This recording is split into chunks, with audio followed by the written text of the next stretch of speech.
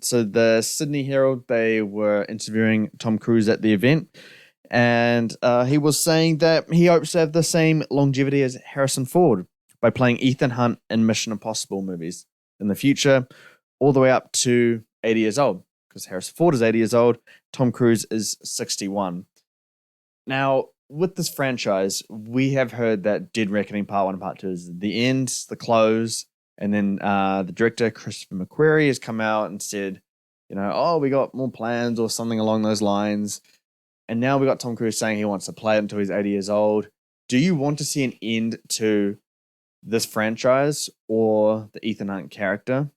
And do you think it's the right move, or do you think it's the right move for it to carry on till when he's 80? Or I think his comments are taken a little bit out of context.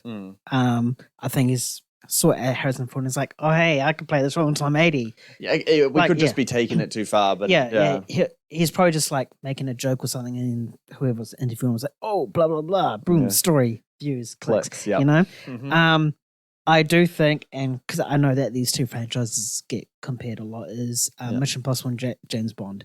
I do think that this franchise has the capabilities of James Bond, where like it can be like a legacy sort of franchise, can keep recasting, keep having different stories, different antagonists, whatnot, blah blah blah blah blah, and different actors. And I think this is it. I think Tom Cruise is the Sean Connery of back then. Sean Connery was the original James Bond. He did it for I think 5 or 6 films.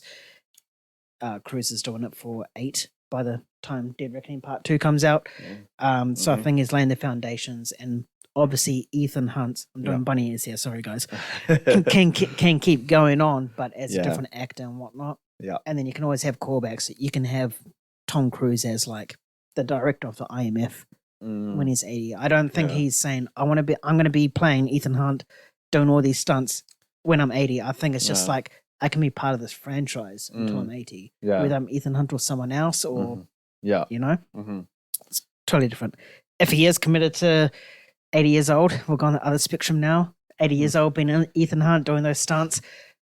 Kudos to him. It's very like there is not a single actor that puts as much commitment into his performance as Tom Cruise does. He does everything. He does acting, producing. He even does his own stunt work to the point it can training to the point it can literally kill him. Just on an off day with him where he's a bit fatigued, riding a motorcycle, he makes a wrong turn, boom, he could be dead. Because if you watch any Mission Impossible franchise, this dude does not wear protective gear. He does not wear protective gear.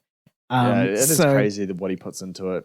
So in terms of like as a fan and seeing like the sort of crazy stupid stunts that he does, which is like awesome to see, I'll be all for it. But I think he probably does need to tone it down or retire the character or something. He can still be involved in Mission Impossible. I think we've discussed this before. He can still be part of that franchise. He can either be a different character or he can still be Ethan Hunt and mentoring the next generation of IMF. And then that's where the franchise can go into. Like we can have a new Ethan Hunt. And that could easily take him to 80 years old. Like that's another 20 years of him building up the next Ethan Hunt.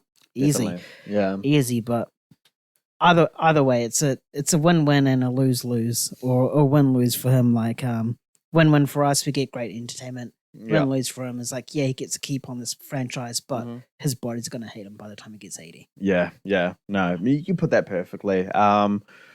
Honestly, like what you said is what I want as a fan.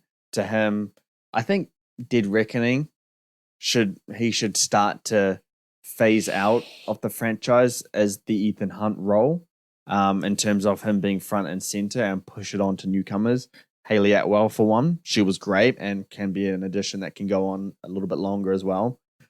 But I don't want the Mission Impossible franchise to end.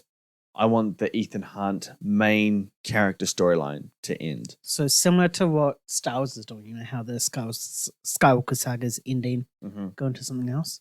Would you not prefer the James Bond route where it's reboot? Oh yeah, I don't want to reboot in the sense of reincarnation of Ethan Hunt. Just where he's like, I've done my time. I went above and beyond for the world and for this organization. you are the main guy now. I'll be here for support if you need it. And he just basically shows up as a cameo. And then Tom Cruise can fall back towards, writing and producing it like in a more involved level, and maybe directorial debut as for a Mission Impossible movie. I don't think him being 80 years old and being in a Mission Impossible movie makes sense from a main character kind of point of view. We saw Harrison Ford, and it was just slow. It was sluggish. It's stiff. It didn't look good. I could feel his shoulder pop when he jumped on that horse, and I could feel his knee snap when he was climbing up that wall. Yeah. He is just really slow. But they're both action legends at the end of the day, and if he wants to play to 80 years old, I say what you say. Good for him. I don't know if the audience will want that, and at some point you got to start thinking of the future beyond Tom Cruise. To be fair, I just think it's heat of the moment stuff.